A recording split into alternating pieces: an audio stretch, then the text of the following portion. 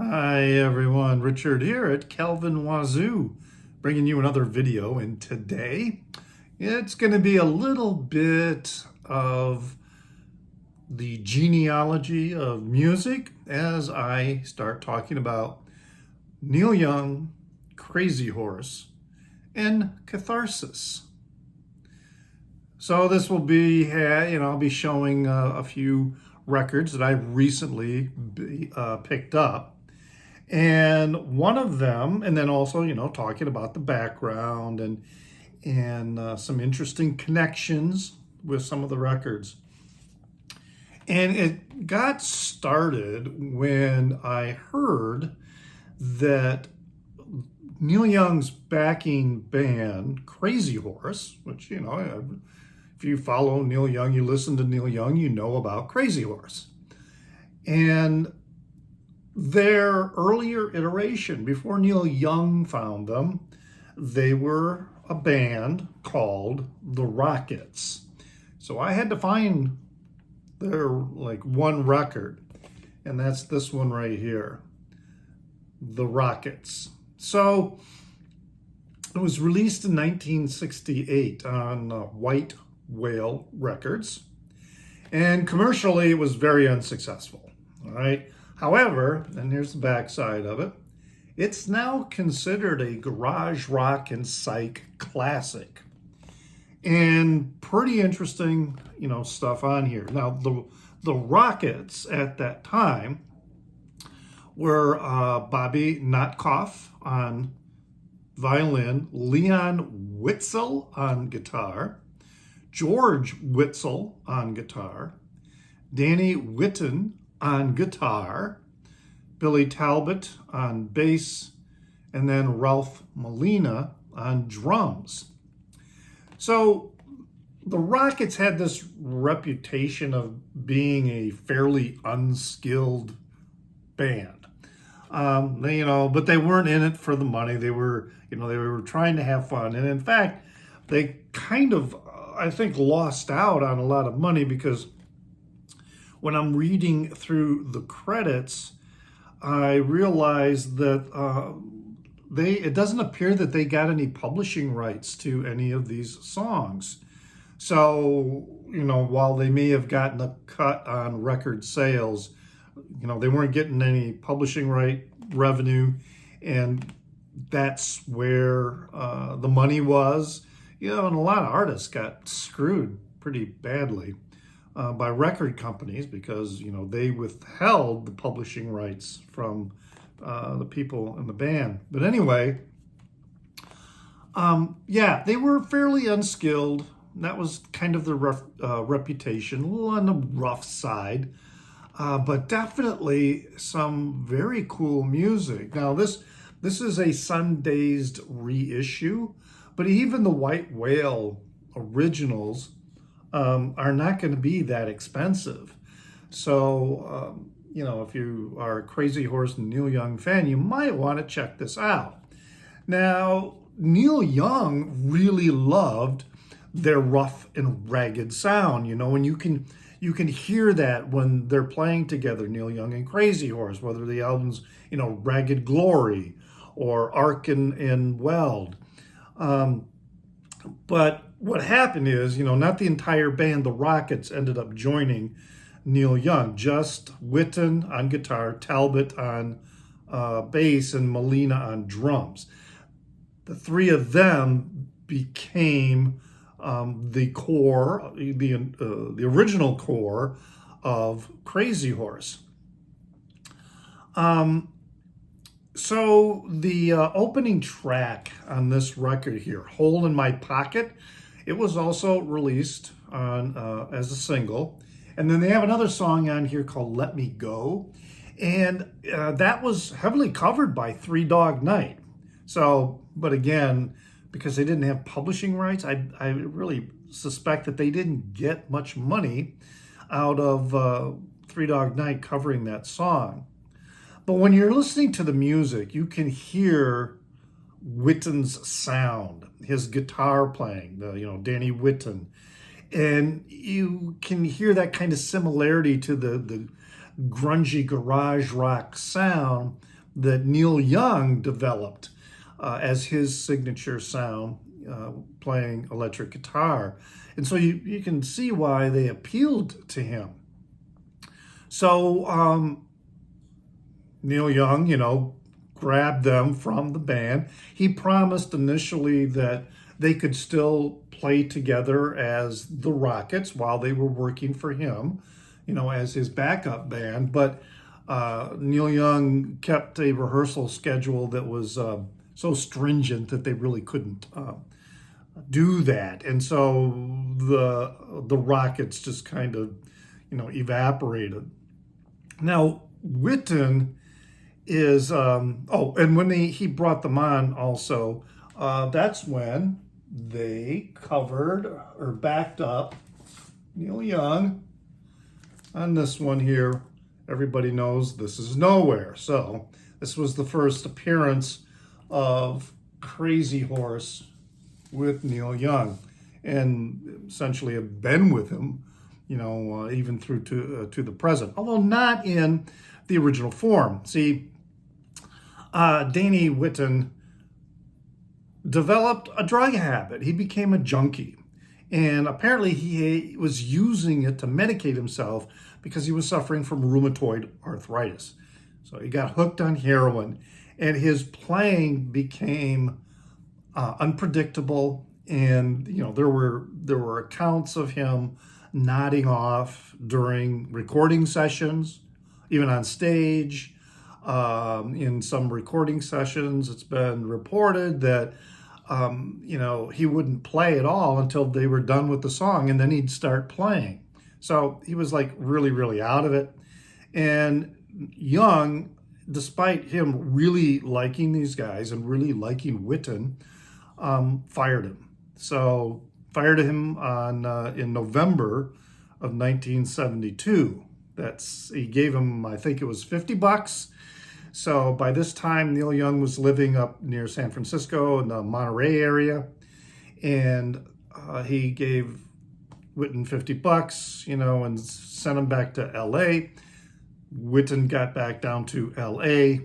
and then OD'd that same day on Valium and liquor, which Witten was using as his method to try and wean himself off the junk.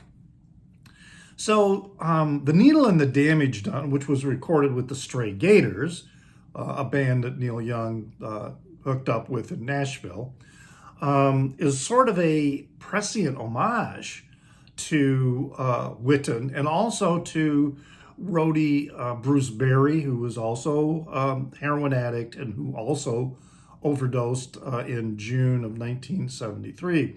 But Harvest got released in February of 1972, so this was before Witten OD'd. So there was another album that turned out to be a much more explicit homage to both of them. But I got a sample of the music, and you can listen to that, and you'll see what I'm talking about, I think, and how the Rockets, that sound, and Danny Witten on guitar really connected with Neil Young.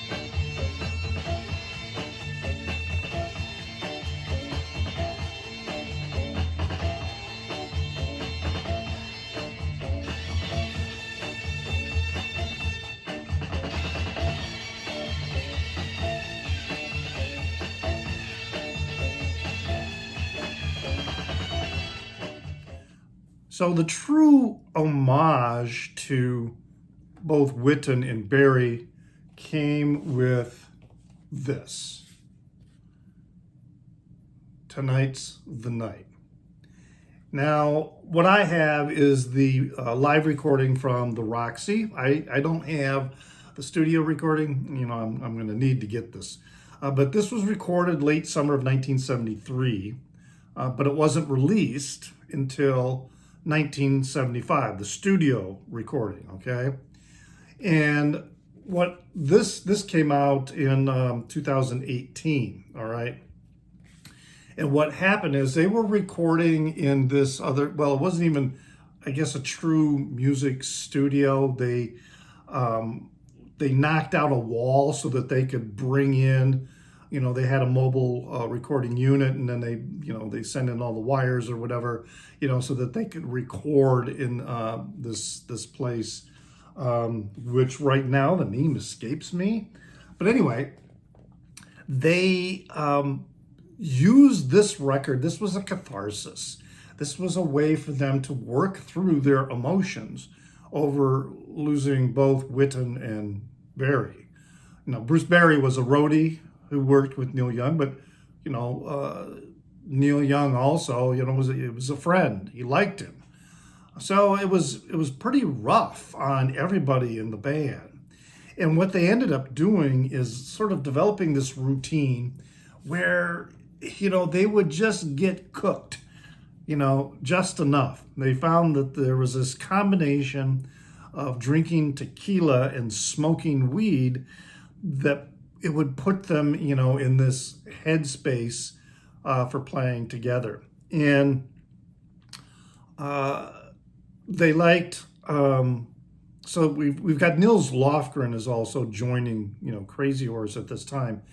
And they were all very traumatized, you know, by these ODs.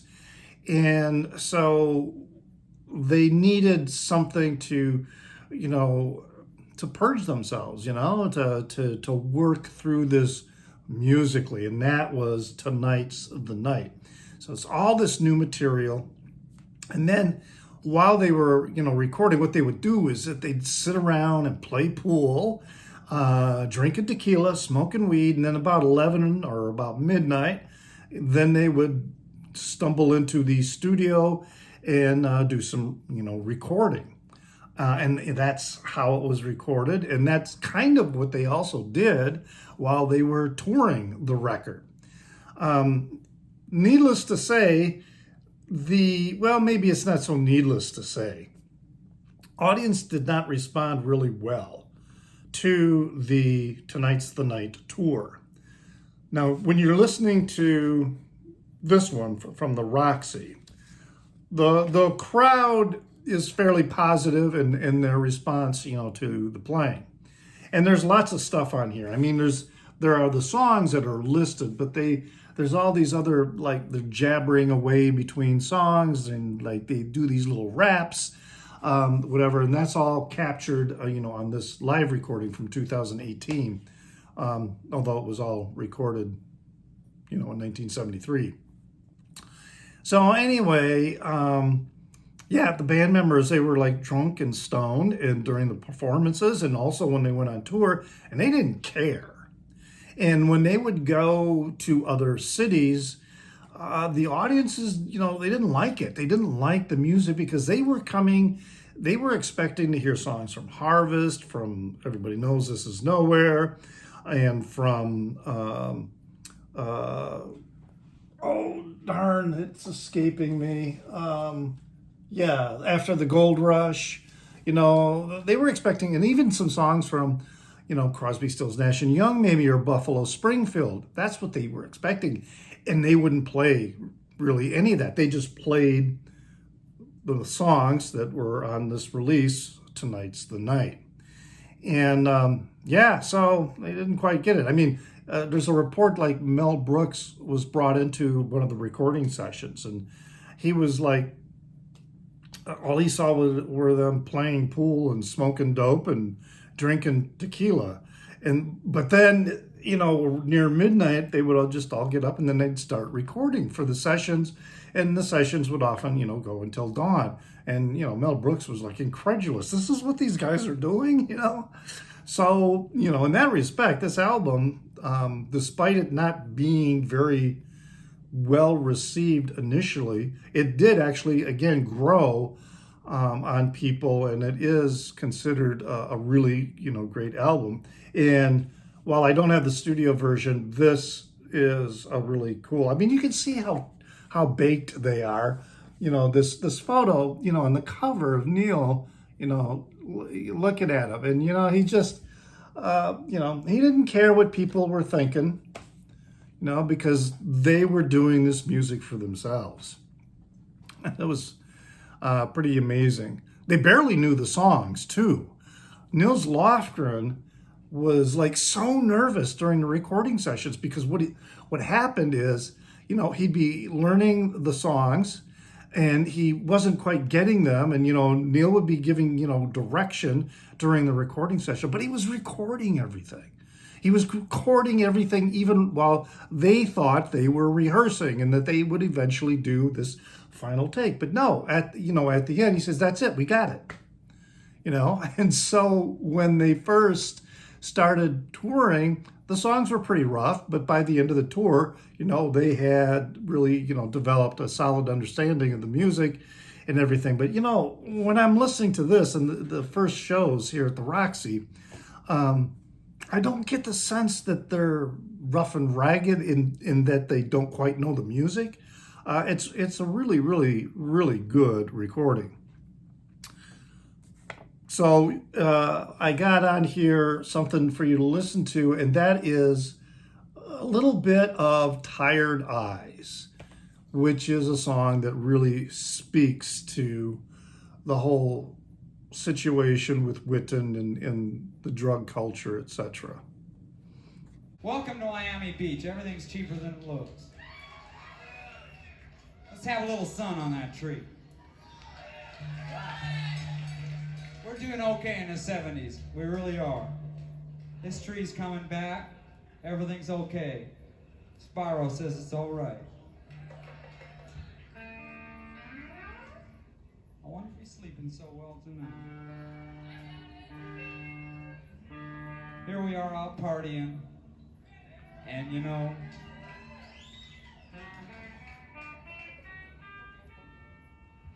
that's enough sun, man. It's a sad song.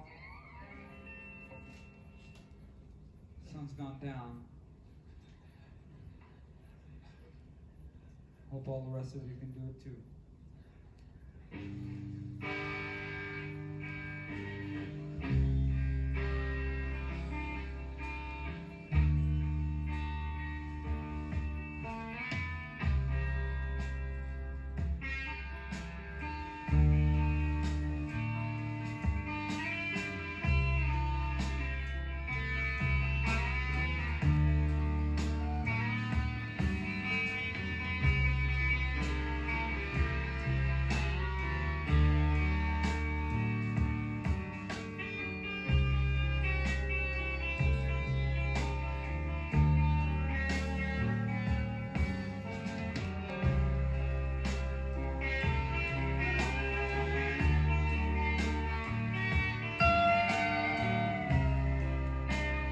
Shot 4 men in a cocaine deal. And he left them lying in an open field full of old cars with bullet holes in the mirrors. He tried to do his best.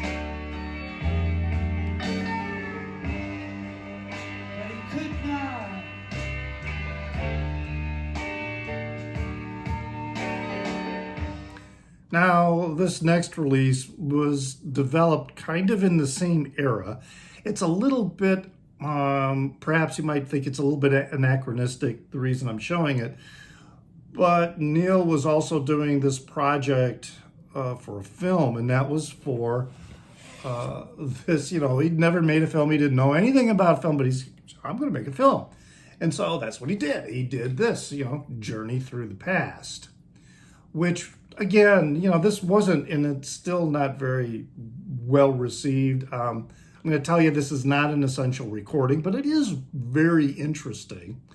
It's really quite bizarre. It's also the only time Neil Young had a beef with Warner Brothers, because what happened is, all right, so this is the soundtrack to the 16 millimeter film that he wrote, directed, filmed, and all that.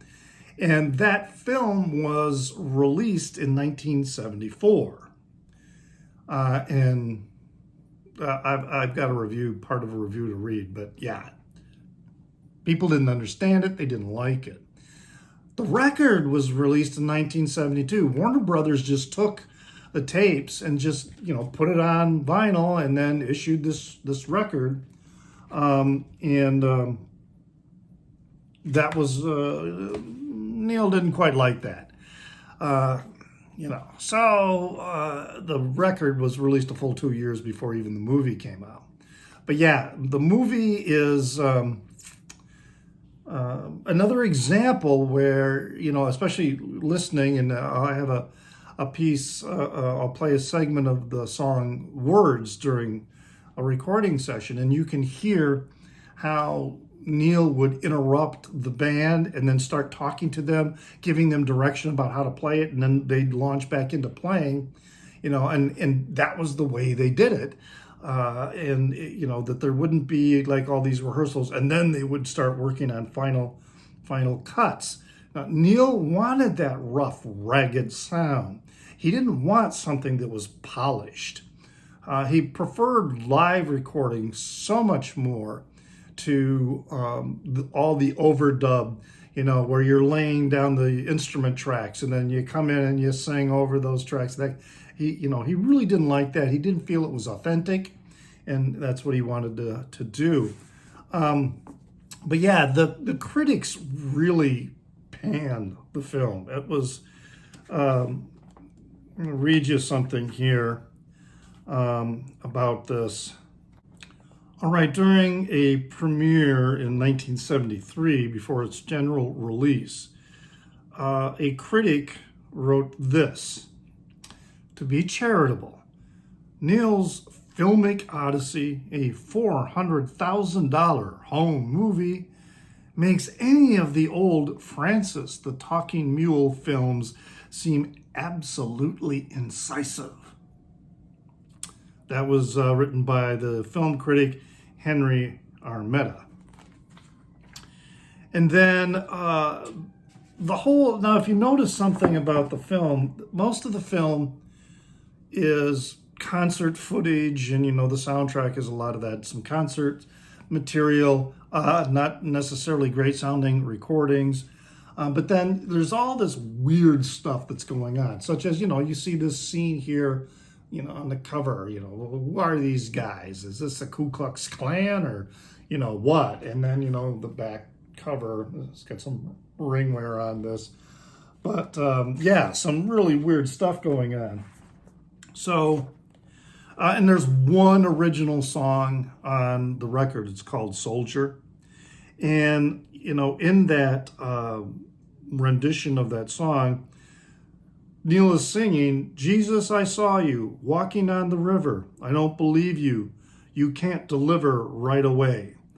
Then we encounter a limo containing a trio of new characters: a general, a robed religious figure, and a mafioso guy who contemplate a little silver cross, then get out of the car. The end.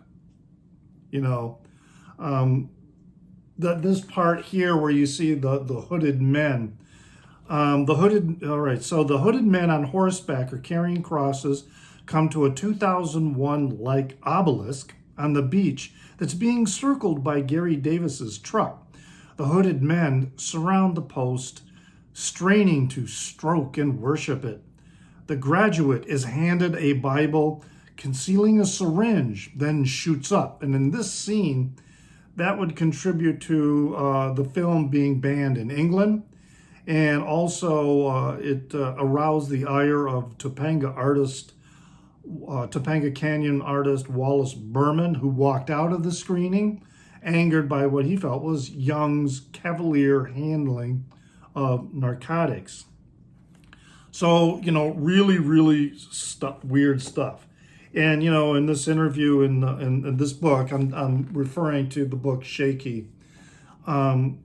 He's asked the question, do you have a beef with organized religion? And he laughs and says, yeah, I do. So anyway, it's just pretty interesting. But listen to this recording of Words, which was from Harvest, and you can hear how Neil Young worked in the studio with the musicians, often to their great consternation because they never felt like they had mastered the material.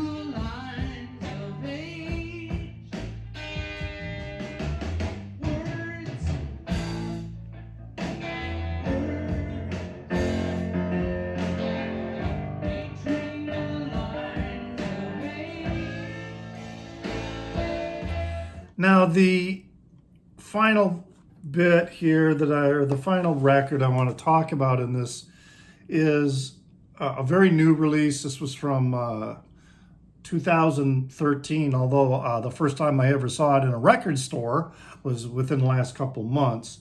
And that's Neil Young live at the Cellar Door. And this was taken from some gigs that he had at this club called the Cellar Door in Georgetown, and it was in 1969. So these tapes are coming out, part of the Neil Young Archives performance series. It's a great record. It's just him. It's just Neil Young playing, acoustic guitar and piano. Some great songs on here, and very intimate recording. However, I don't know if I got a bad pressing, because there are some parts where it just, you can hear this weird like static or whatever going through. And I don't know if that was something that was picked up on tape or it was a bad pressing. And this record was pressed in Germany, so German pressings tend to be pretty good. I don't know what happened, but yeah, it's really annoying. So, but anyway, little interesting thing about this recording is Nils Lofgren was like 17 at the time, and he snuck into backstage to meet, Neil Young. And primarily Nils Lofgren had a band called Grin. And he wanted to ask Neil about, how do I get a record deal? How do I get heard by the record companies? And so he was, kind of pestering Neil. And Neil said, well, you must got some material. Why don't you play something for me? And, he handed him his guitar.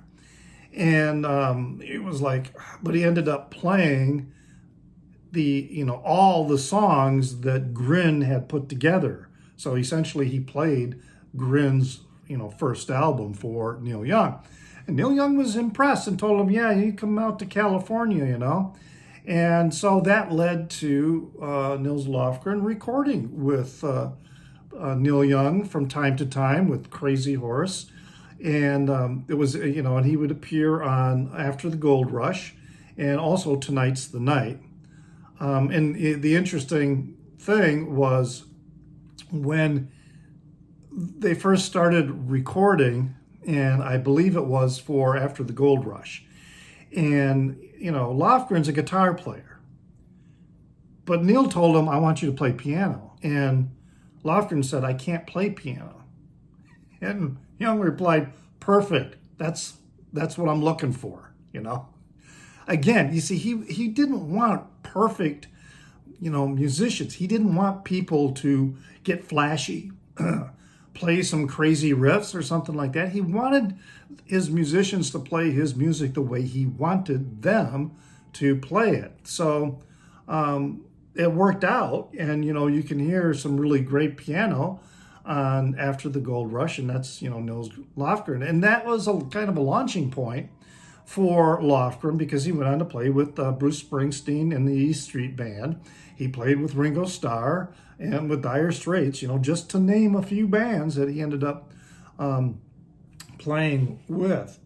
Now, as I said, the Live at the Cellar Door is a very intimate recording. It's just Young on piano and guitar. Very much like when I saw Neil Young live in Phoenix in it was 1980 or 1981, I think I saw him. Very intimate show.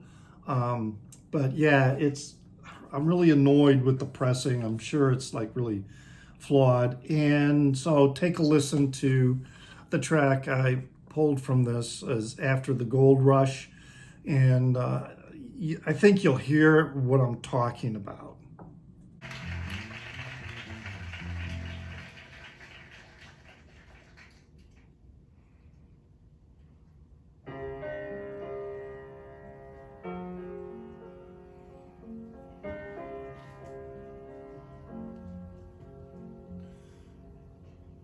Well, I dreamed I saw the knights in armor come and saying something about a queen. There were peasants singing and drummers drumming. The archers split the tree. There was a fanfare blowing to the sun that was floating on the breeze.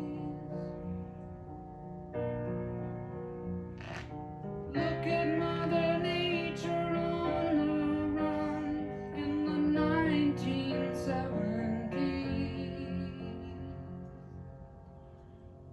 I was lying in a burned out basement. So there you have it. I hope you might have heard what I was talking about with that flaw. That's probably a pressing flaw, maybe not a recording one. I'd really be interested if any of you have this recording. Do you hear the same thing on some spots on the record? Because it really is a great record and very good, clean recording, except for these few spots where you get this sound, and it's really, really annoying. Leave a comment in the down under, let me know if you have this and you hear the same thing. Hey, and leave a comment, on whatever, down in the down under. I will have, was there something I wanted to link to? Yeah, I am including this in my occasional series about the genealogy of music, because I am, doing some connection type of references here with that. So I'm going to have a link to that playlist for other material that I've done regarding the genealogy of music. I hope you enjoyed this. Neil Young is one of my favorite performers. I am a big Zappa fan and all that, but Neil Young is really, really one of my top favorite performers. And I love his music, and I'm trying to get, more and more as much as I can and finding out some other recordings that he's done. I really love the archived material that is coming out.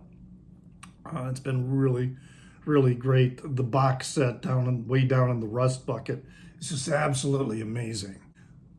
So I hope you enjoyed this, and always remember to pray for the people inside your head, for they won't be there when you're dead.